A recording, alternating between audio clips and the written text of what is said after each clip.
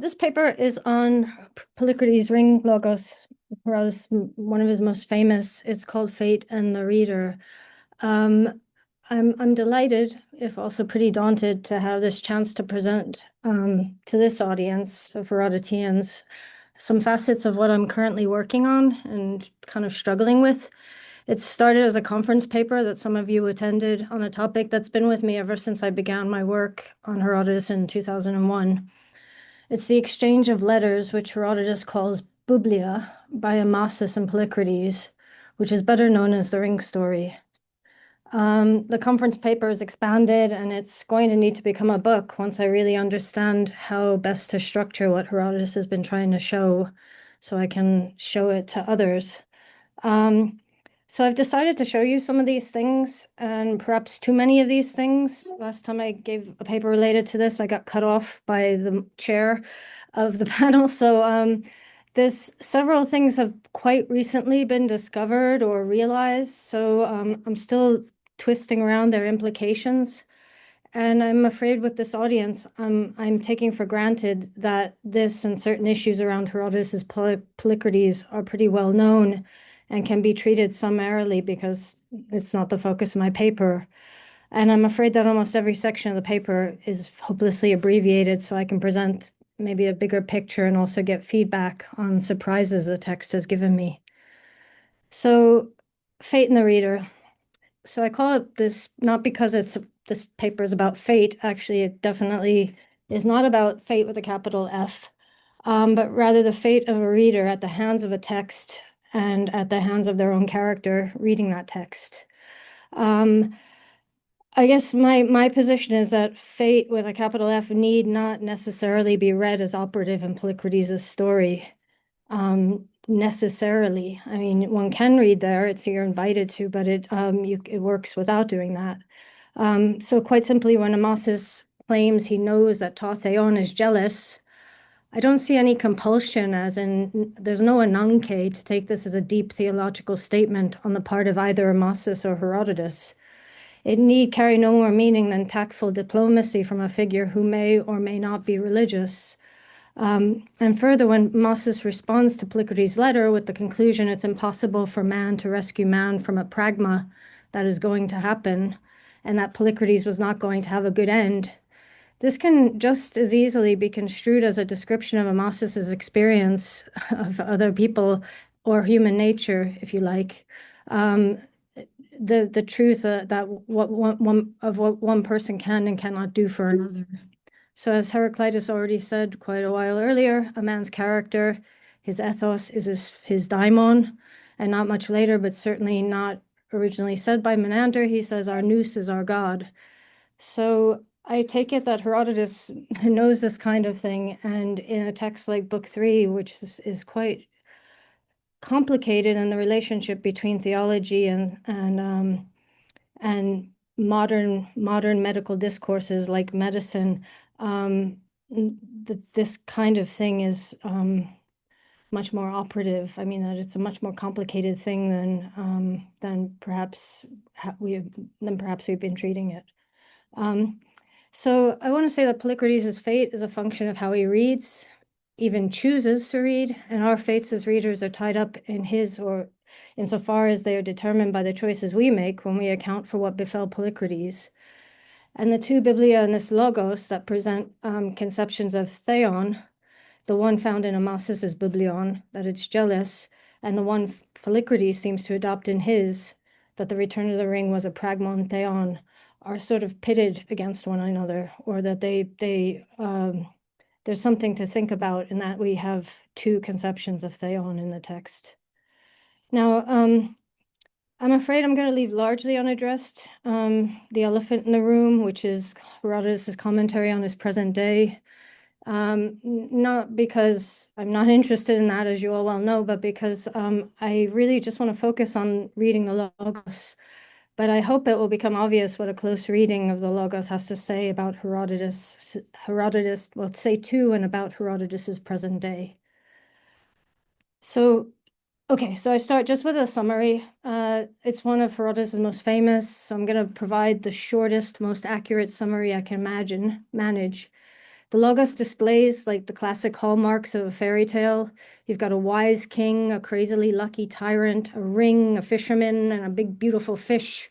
It begins with the Egyptian king Amasis, prompted by concerns for his guest friend's continuous good fortune, writing to the successful Samian tyrant a letter containing both a warning and advice. If his eutuchia isn't checked, it will end badly because the divine thing he knows is jealous. And so, to avert this bad end, he advises his friends to inflict misfortune upon himself by causing what he finds worthy of most, what will grieve his soul to lose, to disappear from mankind. Understanding Amasis to have advised well, Polycrates locates amongst his possessions a valuable signet ring, and with an entourage of witnesses in tow, he casts it away at sea before their eyes. But seemingly to no avail, the ring returns to Polycrates in the belly of a splendid fish, which he receives as a gift bestowed by one of his people, a fisherman who offers this tribute, deemed by him worthy of the tyrant and his rule. And these events taken by Polycrates as something divine, Theon, immediately become the subject of a letter to Amasis, a Biblion, who upon reading it concludes there's nothing one man can do to avert what will befall another. He then breaks off his ties with Polycrates in order to thereby spare him future grief when the tyrant, no longer friend, meets his imminent demise. Readers, however, don't feel this demise is imminent, though in temporal terms it is in fact, because Herodotus causes us to wait some 80 chapters before the Amasis prediction is realized. So the first thing I want to talk about is just that it's a story with I can't seem to make this work. It's a story with props, two props that have meta-literary significance. So there's Polycrates' Phragas, of course, his signet ring, but more importantly, the Bublia, which the Zenoi exchange.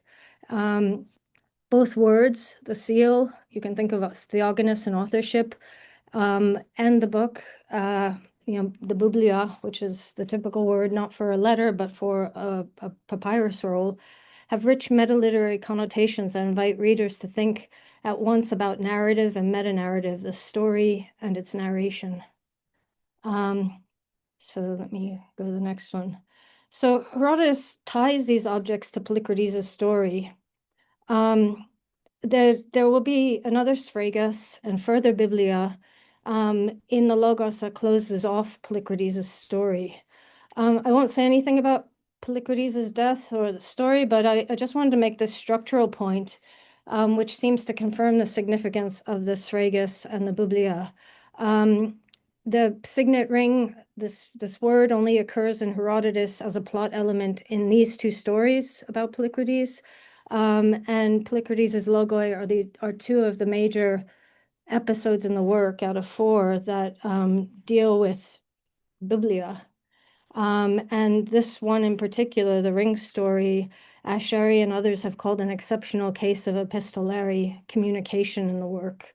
Because the thing is, we don't have normal communications by Biblia in the work otherwise. Usually they're like rolled up into a rabbit or shot on an arrow. Or so this is kind of a really exceptional case of open letters being exchanged. And the only real problem is that the word Biblia or Biblion is not the typical contemporary word for letter, epistoles. So that's just to give you some background on the words. My focus here is not on the Sphragus, though, so much, but on these Biblia and the fact that this is a story about writing, reading, and interpretation. And I include under interpretation what readers do after they've read, both within the Logos and the readers of the Logos. What do they do after they've read? What do they do with what they've read? And I guess I would also include under interpretation the kind of another way to say that is like how an actor or director interprets a script also has a physical action component. So I just want that to be in the background. So I'll just give you a little brief overview of reading, writing, interpretation in the book, in this Logos. So we've got Amasis writing to Polycrates a Biblion about Polycrates' constant eutuchia. He interprets the advice, essentially the script he is given, by a grand staging of its throwing away, We read the events that follow, and these then become the biblion that Amasis reads, whose interpretation of what he read and we read leads to two things. First, this understanding, and then a formal act whose logic, the logic behind which, is described. Now, obviously, a plot so constructed puts readers in the position of its characters. We're mirrored in Polycrates reading Amasis's biblion, which is given verbatim, and we, as he, interpret and react to what we read. Less obviously, perhaps readers are also mirrored in Amasis because we react to Polycrates' letter. Oh, no, well, we react first to the Polycrates that Herodotus describes in chapter 39, the rise, his rise and his constant autoukia. And then we react to the events that become the content of his biblion addressed to Amasis. We feel the identification perhaps with Amasis less acutely because his reading of a letter is only reported, whereas our knowledge of what's in that letter is something that we've had described as it was happening in the text. So it's Herodotus's biblion provides us the information that Amasis found in Polycrates. So I will try not to labor that point, but it's like kind of really, it's really interesting, the kind of meta-literary self-consciousness about it. And I've written kind of extensively on the way that Herodotus puts the reader in the position of Cambyses in Book 3. So this is kind of the beginning of work thinking about how that strategy functions in the Samian logoi of Book 3. Anyway, so the next thing I would just put on the table before getting at what I really want to get at is Solon, Croesus, and Cyrus. Obviously, the whole Solon cycle of Book 1 is refracted and revisited in this story. I won't say much about it. I've written a lot about it in trying to come to terms with what I'm doing with this whole thing. But that would be a different paper. The narrative is all I want to point out is the narrative is self-consciously very elusive to Herodotus's own biblion, like to that thing that he calls his first logos, which is the Croesus logos. Linguistically, the military success of Polycrates, his autoukia, harkens back directly to Cyrus on the eve of his demise, when Solon's words to Croesus are recalled. And appropriately enough, Amasis's biblion recounts almost verbatim the words Solon used. He says in his letter, I know of no one, based on any logos I have heard, who has not been destroyed in the end, root and all, prorizos, being lucky in everything. The word is only used in Solon's speech and Herodotus's, and very rare otherwise in Greek literature. So he prefaces what's important here for me is the logos and the dative, because Amasis prefaces his own biblion as motivated, by what he has heard told. Like, it's what he's heard told, or rather not heard told. And he's not heard told in a logos, which he doesn't actually need to use that word. And that no one in Polycrates' situation comes out in a good situation. So I would argue that that's quite self-conscious with the verbatim reference to Solon's speech itself. Herodotus is kind of encouraging us to look back and think about his work as something that's been read and consumed and reacted to, at least by Amasis. Okay. So then the next bit is that what I want to start really looking at, this is the important bit of the paper, there are two important bits, is the clash of registers and genres in this logos, in this account of Polycrates. So it's an obvious feature of the first Samian logos, but to my knowledge, no one really explicitly remarks upon it. And that's that the logos shifts registers, or I don't know if register is the right word, generic infinities maybe is another word, in the very introduction to Polycrates. So when we meet, maybe some of the narratologists can help me with the language I'm using, but when we meet Polycrates, in 39, chapter 39, he's described in what one might call a historiographical register. A simple synchronism explicitly affects the transition from the story of a Persian campaign against Egypt to one of Greeks against Samos. At the same time as Cambyses is mounting his campaign against Egypt, the Spartans are setting out against Polycrates, tyrant of Samos, for whom that initial chapter gives a brief CV. So 39 is a CV of like how Polycrates came to power and doing. Now, that synchronism that allows us to move into the Polycratean story is in fact a lovely bit of Herodotean misdirection. Since when the ring logos is over, what we're going to find is a plot detail connecting Samian and Egyptian stories, namely Polycrates' provision of Samian ships and crews to assist Cambyses in his conquest of Egypt. But we don't know that when we make the transition. It's just like, well, while that was happening, this is happening. Now, so the ring story is therefore told within a frame of matter-of-fact accounts detailing the lengths to which Polycrates will go to acquire, expand, and retain his arche. And yeah, so let me make sure I'm doing everything. Clash of Registers, the realist thing, sandwiching around this story of the ring.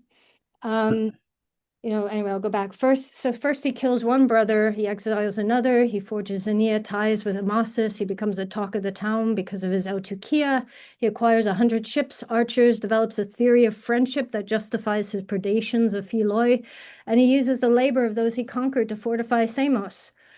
Later, we learn he's covertly arranged for 40 ships of his disaffected citizens to be shipped to Cambyses to assist the latter's campaign against Amasis. And when those citizens attempt to return, he locks up women and children as hostages in his boat shed, threatening to set them ablaze.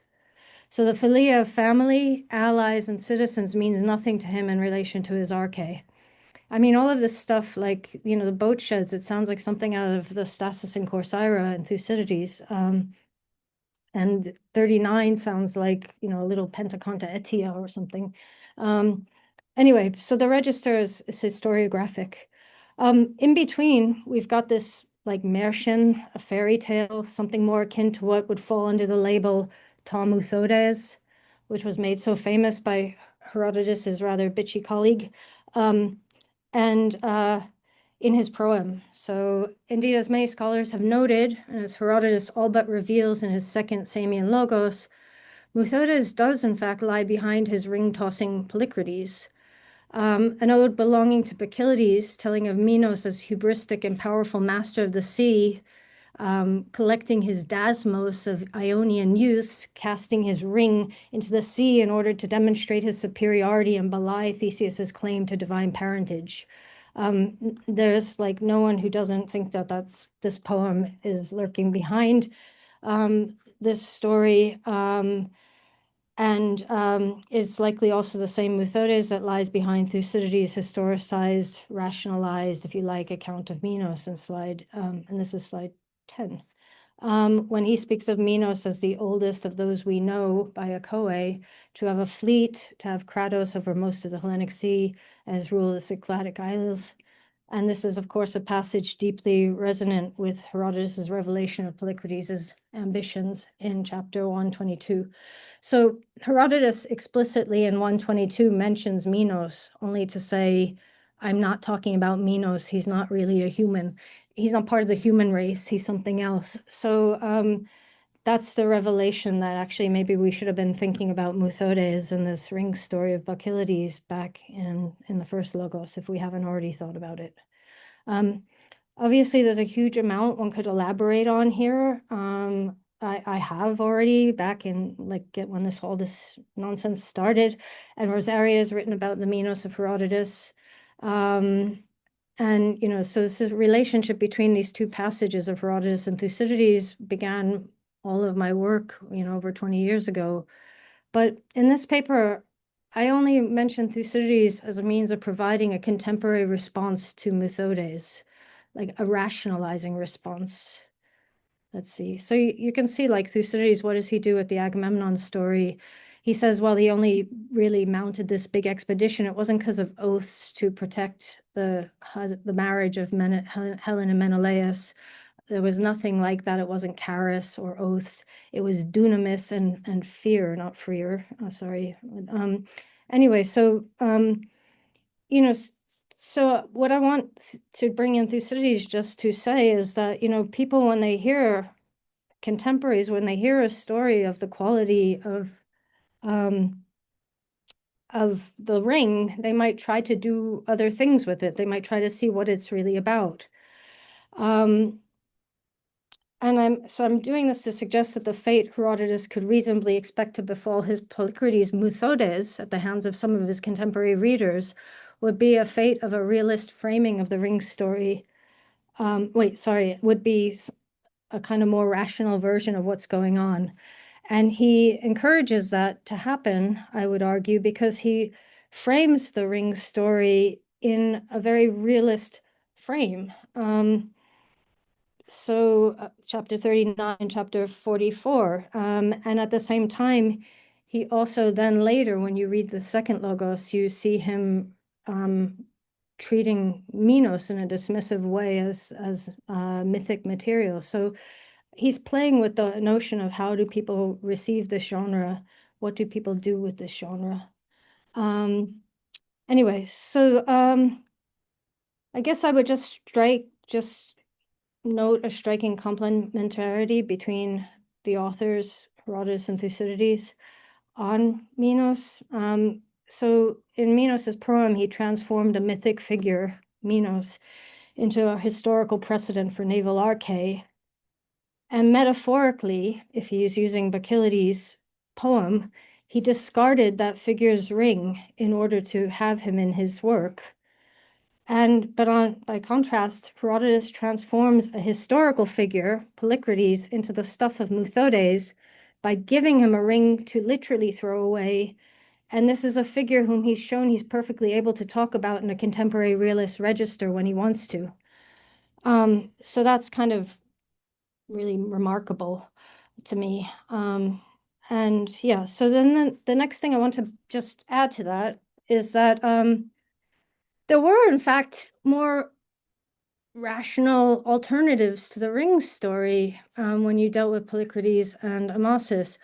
And this is something I only just came upon very late, but actually has been sitting in a sherry the whole time. Diodorus Siculus, in his book 1, records a story which is very similar to our ring story and can in no way, I think, just be a rationalized version of Herodotus. It probably is something that was contemporary with Herodotus's own account.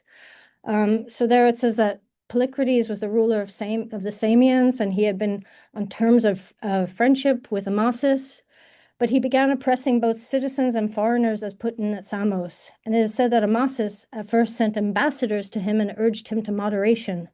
And when no attention was paid to this, he wrote a letter in which he broke up the relations of friendship and hospitality that existed between them. For he did not wish, as he said, to be plunged into grief in a short while, knowing right well as he did that misfortune is near at hand for the ruler who maintains a tyranny in such fashion. And he was admired, Thaumassus Athenai, they say, among the Greeks, both because of his virtuous character and because his words to Polycrates were speedily fulfilled.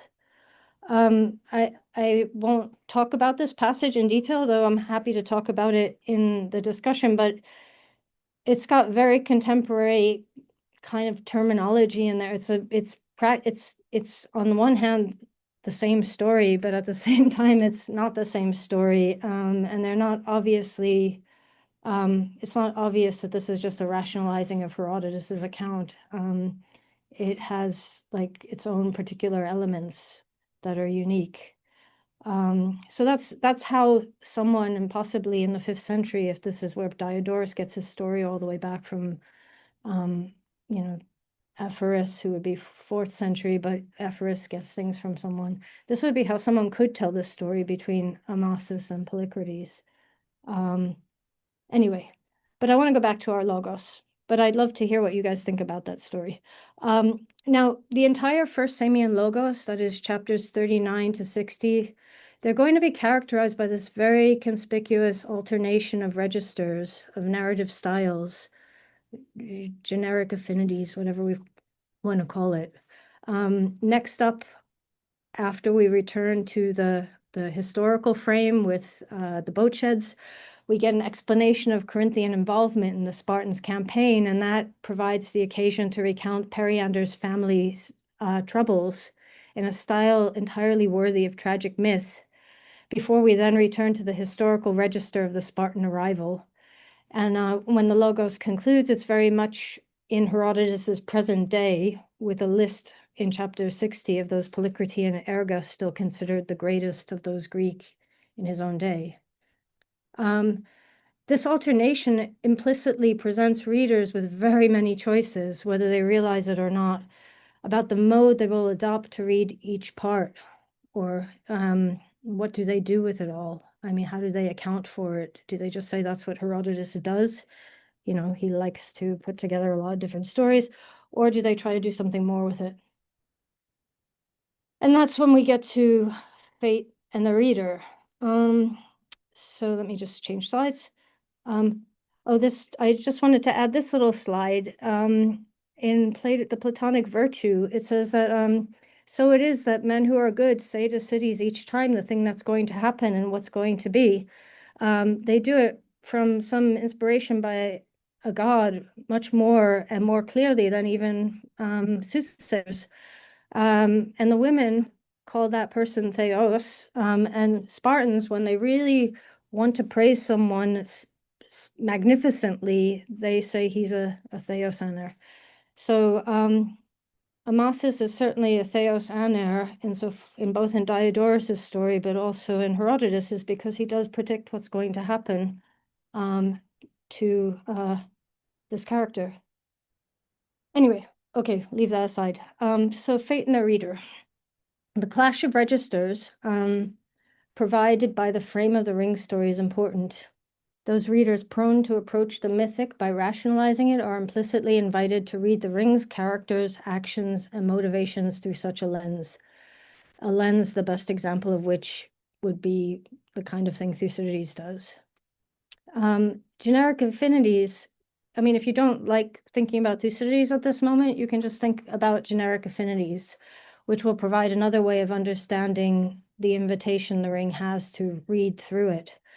The story presents itself in the style of a fable, and indeed it alludes to a poem that is itself a historical allegory about the Persian Wars, that Polycrates 17. So fable has that notion of indirect communication. And on the other hand, what the story is about is a piece of diplomacy, and diplomacy is and fable are notoriously genres well understood to employ oblique modes of communication. So whether you want to think about rationalizing the story, or whether you want to think about the obliqueness of both genres that we're flirting with, fable and diplomacy, there's an invitation to think more about what's going on in the story, and what might be beneath the surface. Now, by and large, we as modern readers of the Logos seem to read the characters' actions and motivations pretty generously, not cynically as some of Herodotus's contemporaries might do. We never question the sincerity of the advice offered by Amasis as anything but from a concerned and pious, if unambitious friend who means well. But, you know, even a realist reader is not required to see Amasis negatively. I mean, you can still be a sincere friend in Xenos of Polycrates, but not really a fool. He's seen Polycrates harm his chapter 39, his allies, and Polycrates' autoukia is not just good luck, as Van der Veen well showed, but success in the acts of acquisitive aggression from which not even Philoi are spared.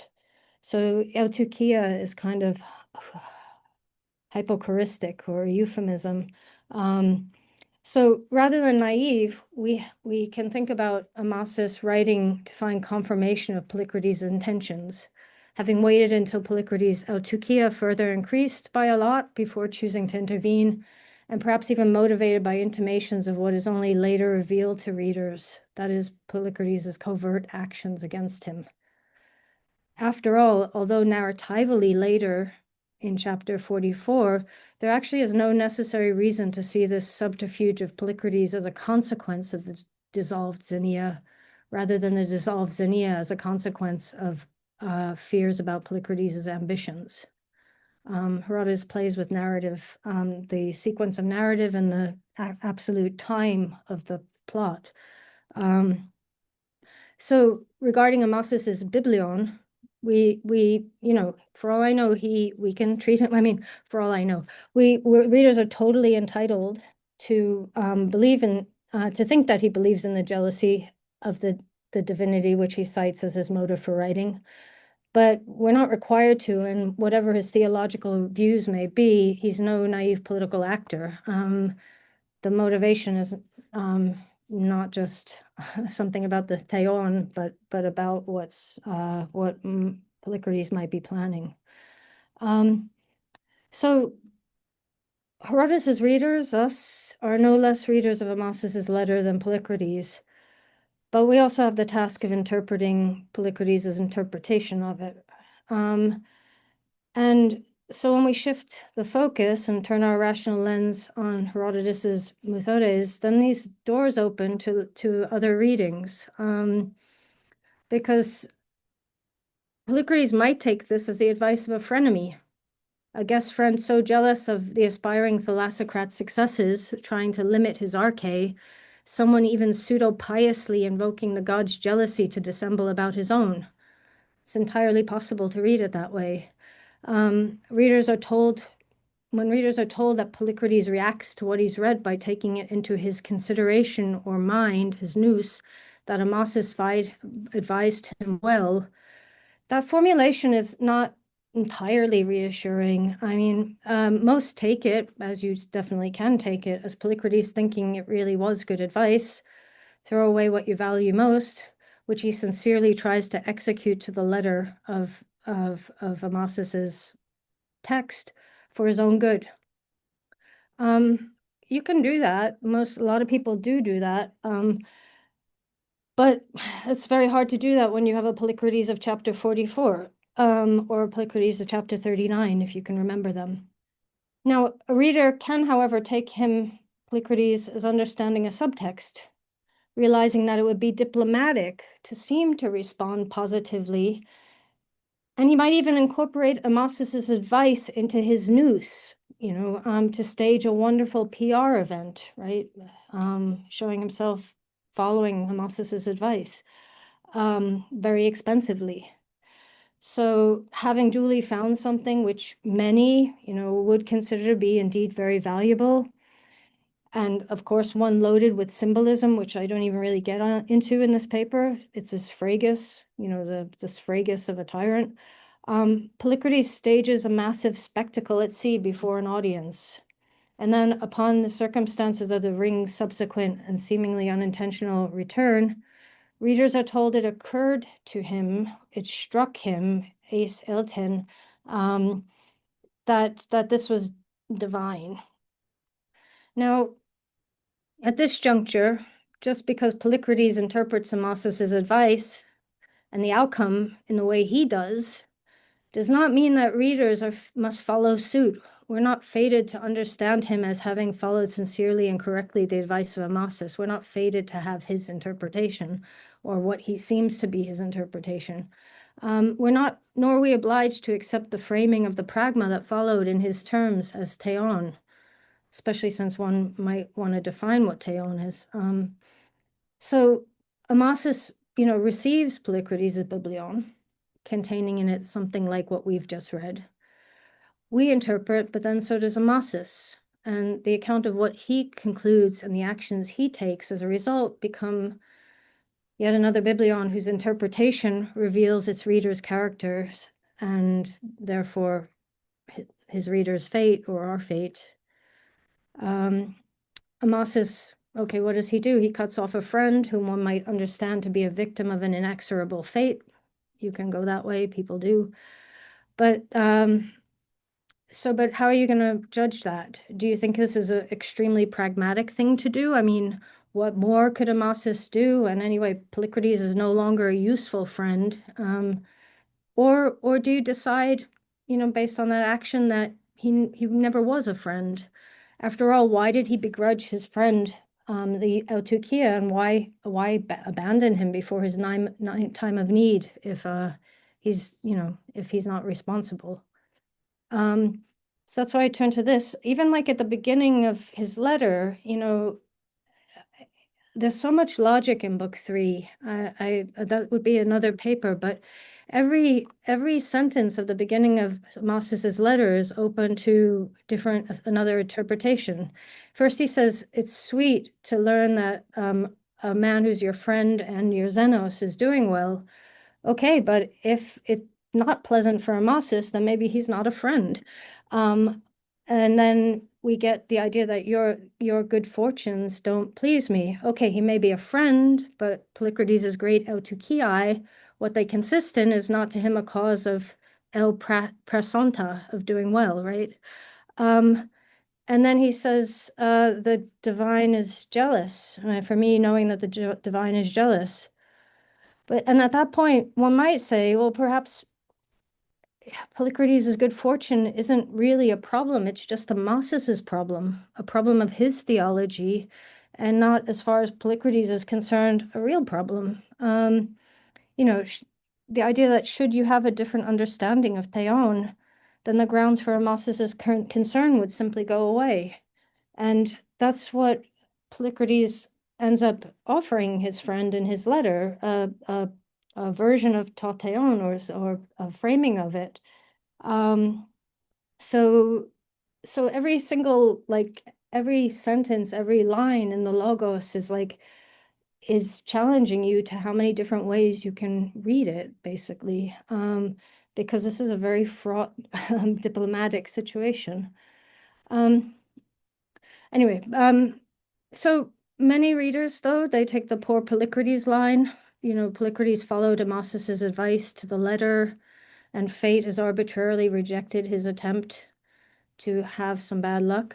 But a close reading challenges that, as Van der Veen made absolutely clear philologically like 30 years ago, that Polycrates' execution differs from the advice given. And this is slide 16. Whatever Polycrates' intentions or lack of intentions, his execution does not adhere to the letter of Amasis's advice. What he chooses to throw away in response to the first part of Amasis's advice is not, as instructed, the result of contemplation, frontizas, but rather something encountered during his search, the verb dizemai. There are different mental processes are involved, nor is it something that will certainly cause Polycrates grief at its loss, which is what Amasis asks, using but only that which will cause some physical discomfort. So there's a change of verbs and a change of modalities, from a future indicative to optative. And finally, he limits his search to things of material value, ton kemelion, which is nothing that was not mentioned in the letter. So that's stuff that Van der Veen very effectively noticed, and kind of shows what kind of reader you are as to whether you think those differences are significant, as clearly, that they're there means that the narrator, the author, thought they were worth changing. Now, but there are these two parts of the instructions that Polycrates totally disregards. And that's the third instruction. When Polycrates fails upon the ring's return to administer the prescribed remedy until it works, he's told very clearly that if this doesn't work when you try it once, keep trying until it works. That is, keep thinking frontizas, like keep contemplating, and then get it right. But Polycrates doesn't do that. And moreover, in response to the second instruction. Polycrates does not throw away the ring in the way he was advised, because Amasis says, throw it away in such a way, huto, that it no longer will come among men. But Polycrates doesn't actually, this seems pedantic, but he doesn't actually destroy the ring, but rather he casts it away, not only intact, but with many witnesses. Now, a return is therefore rendered still possible. I mean, albeit unlikely if it's at the bottom of the sea. But still, it makes a difference. I mean, he says in such a way. Now, taken together, all these elements point to Polycrates' fate as nothing that is necessarily externally preordained and inevitable, but rather a whole series of choices. And as such, a revelation of his character, whether we understand him as sincerely wishing to follow his friend's advice and sort of subconsciously modifying things, or whether he wishes rather to seem to follow his friend's advice in order to avoid losing what he truly valued most, whatever that might be. But the thing that really concerns me is the choice to write up the whole incident in a biblion, with its likely framing as something theon. For recording an ergon in logos is hardly causing it to no longer exist among mankind. We can attest to this after all, because Polycrates' ring still circulates among men owing to a biblion that transformed it into, Pace Thucydides, a ktema eis ie.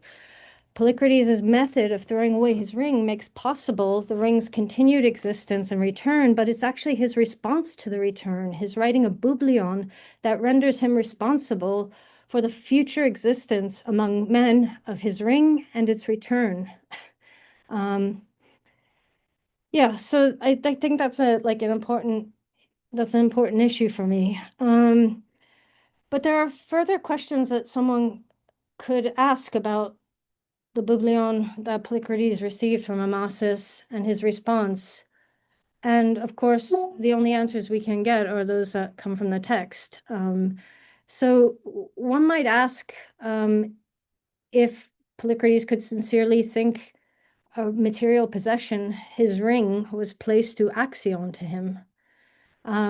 Because if so, this would represent either very bad values or almost implausible lack of self-knowledge. I just did a humble TLG search to see what would happen if placed to axion back a couple of years ago. And when Herodotus' contemporaries posed the question, what's worthy of most to a person, the answers were never material goods. There's Sophia, eudaimonia, dikaiosune, health, but nor are they, of course, things any moral person would expect another person to throw away.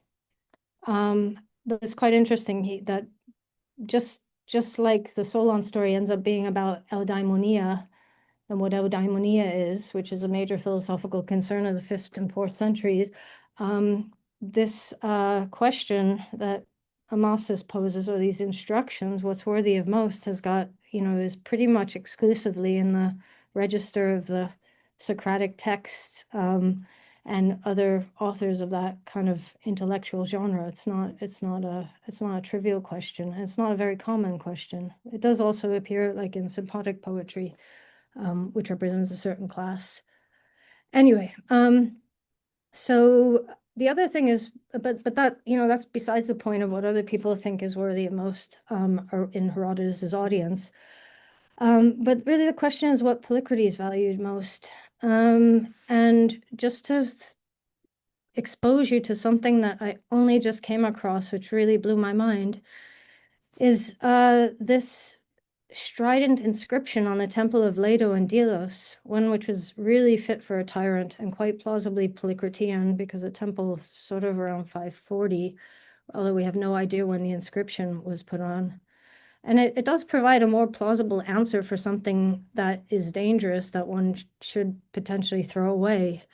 It says, finest is the thing most just, most advantageous is to be healthy, but most pleasure of all, hediston, is obtaining one's desire. And we have ta tukain there. And we have the idea of, eros, which is frequently collocated with power and tyranny. So I only just came across this. It's quoted in Aristotle's, both of his ethics. And even if it's not Polycratean, it's, got a fairly good chance of being something that Herodotus's audience who know Delos, those who know Delos would know. And it does sound quite a lot like what a tyrant would say. Yeah, so I'll just throw that out there as a nice tidbit. But let's go back to our story. The thing is, there really is no reason to assume a Polycrates who doesn't know what he values. There's no reason to assume his sincerity in responding to Amasis. Oops, sorry. His choice may just as easily be construed as a deliberate attempt to avoid throwing away what he really valued most. That is, in choosing a ring of such expense, and indeed a ring that could be seen as a symbol of his rule, he could be seen and even admired for the great expenditure, and for taking his Egyptian Xenos' pious advice so seriously, while nevertheless leaving him in possession of what he truly valued most. So this might be closer to what he took into his noose when he decided that Amasis advised well. Now, a reader gets further with the question of what Amasis was asking Polycrates to identify and throw away, and therefore what Polycrates might have been trying to avoid losing if one looks at the text, right? Okay, I mean, the thing is, his Eutychia is something that Amasis is prompted to write about, but his Eutychia, we might think is the martial success he has is really just a consequence of what drives him to wage these campaigns. A better answer of what he's being asked to throw away is his arche. And I used to think that arche was placed to Axion to Polycrates in this story, the thing that he would commit fratricide to acquire and do violence to his citizens and allies to expand and retain. And I was really persuaded by Herodotean repetition to think that, because the use of the axio stems are associated with his arche. They're used twice in the account of the fisherman's offering of his fish, when he says, "I've brought it to you because it seems worthy of you and your arche." And the narrator also uses the verb axiao when he's introducing this story. The fisherman's catch is of a material value that was the basis of his livelihood, so when he equates it to Polycrates's arche, that might be linguistic repetition, and context might help us to believe that that's what he should have thrown away. That's what he's being asked to throw away. But it would be kind of a crazy ask. I mean, is Polycrates going to throw away his arche? And it's also one that's a little unreasonable, given Polycrates' arche hadn't been an obstacle to creating the xenia that he enjoyed with Amasis. So, so that's when I started realizing very late that there's a better answer right in the text. And it was at the same time I realized how much the second logos elucidates the first. Now, frontizas is the word Amasis uses to describe what is worth most. How he should identify what is worth most. And this word actually points exactly to what he values most, and that's namely his phronemata, a word repeated twice in the Samian logos, second Samian logos. And these phronemata are the ambitions that pertain to expansion of his arche. And as Amasis predicted, these phronemata are what caused Polycrates' ruin. The Persian satrap Herodotus is said to know Polycrates' noose and lures him to his death with the promise of kremata needed to realize his phronemata. His phronemata, as Herodotus frames it, is rule of all Greece. And then the narrator says he had an intention to become first of all we know, master of the sea. But attached to these phronemata are also another thing that Polycrates seems to place most value on. And it occurs in the epitaph that the narrator gives him upon his death. We're told he was miserably put to death in a manner unworthy both of himself and of his high ambitions. For accepting those who became tyrants of Syracuse, not one of the rest of the Hellenes, Hellenic tyrants, is worthy to be compared with Polycrates in magnificence or megalopropeia. Now, these phronemata represent a nexus of expansion of our arche, thalassocracy, megalopropeia, and the chremata necessary to realize these ambitions.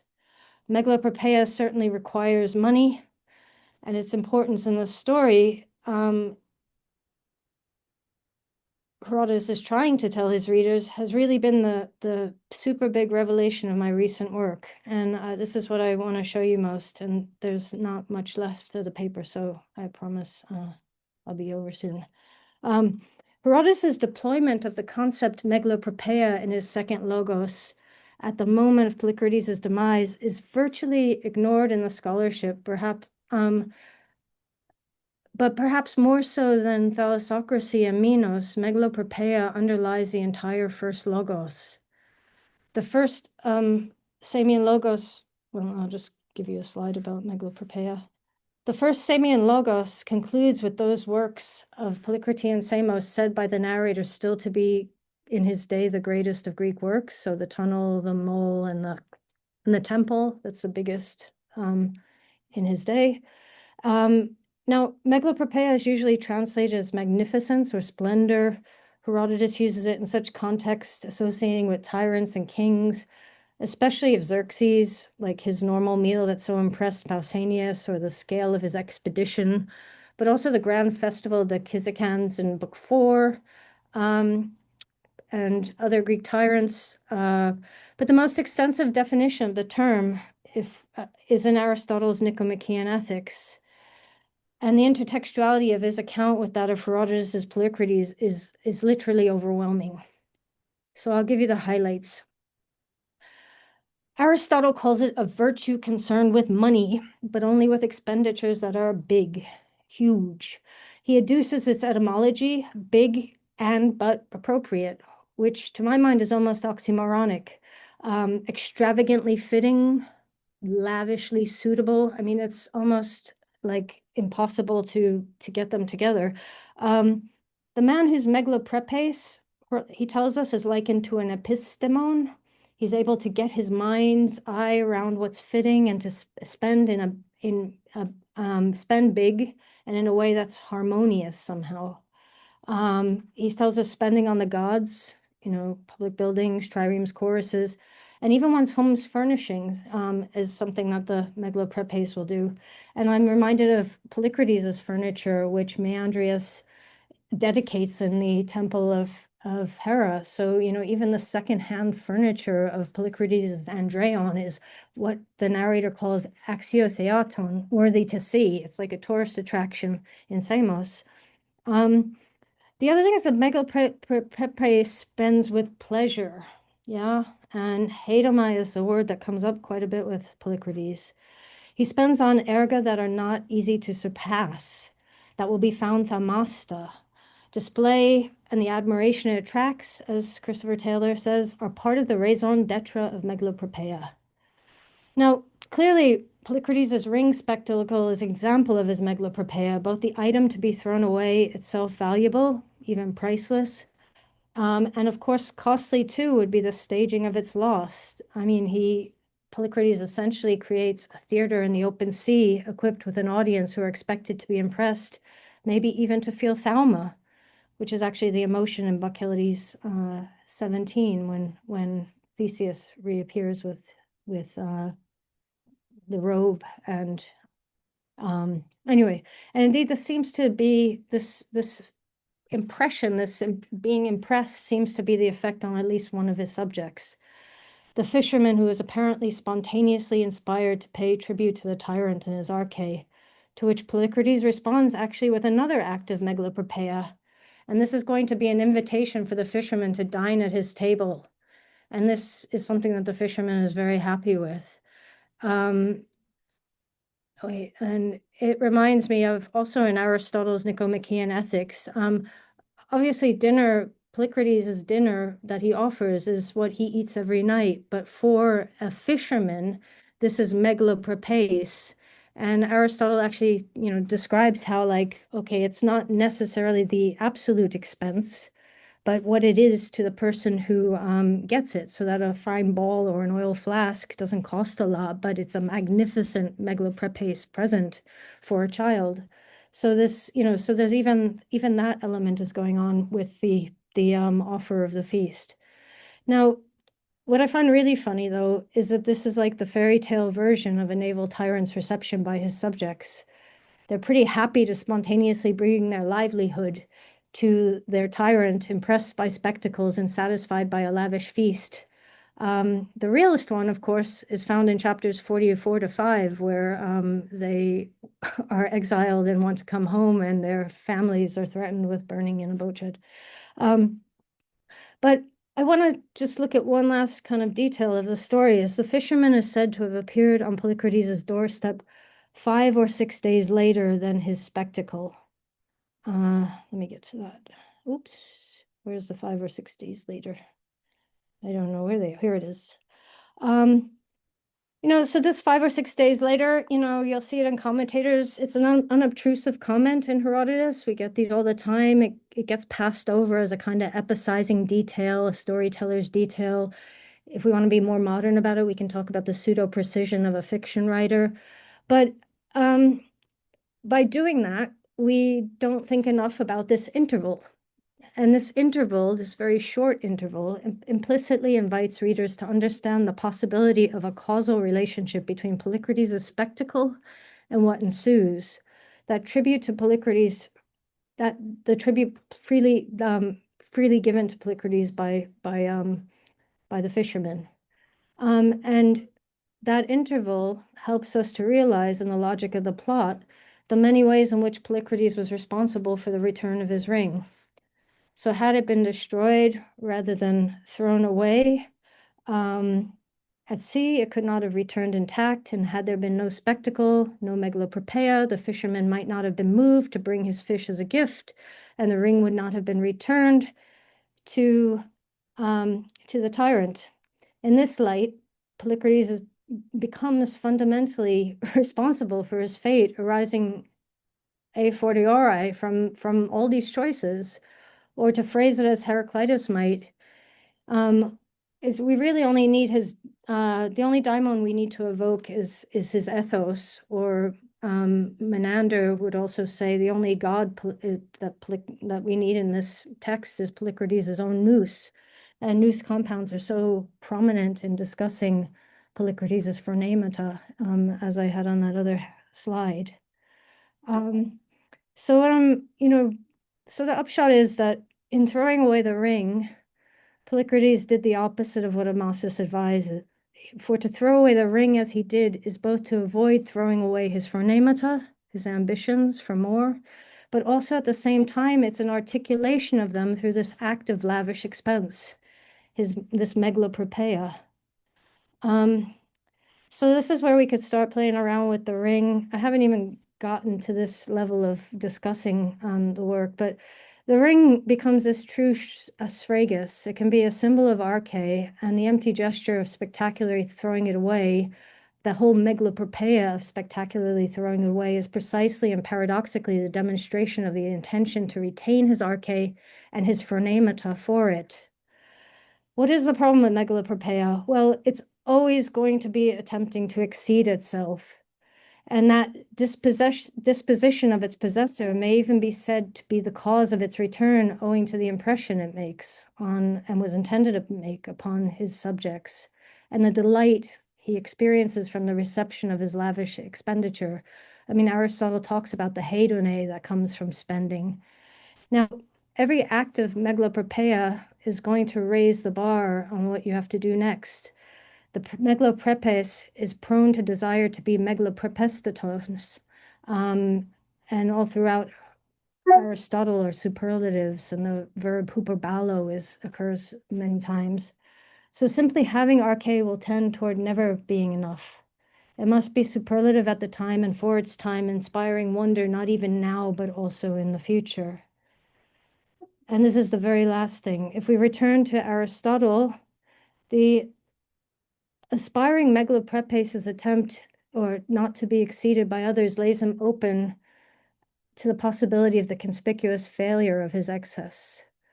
Taylor identifies the problem when he says that Aristotle must implicitly distinguish appropriate from inappropriate excess. The problem is, what is appropriate excess?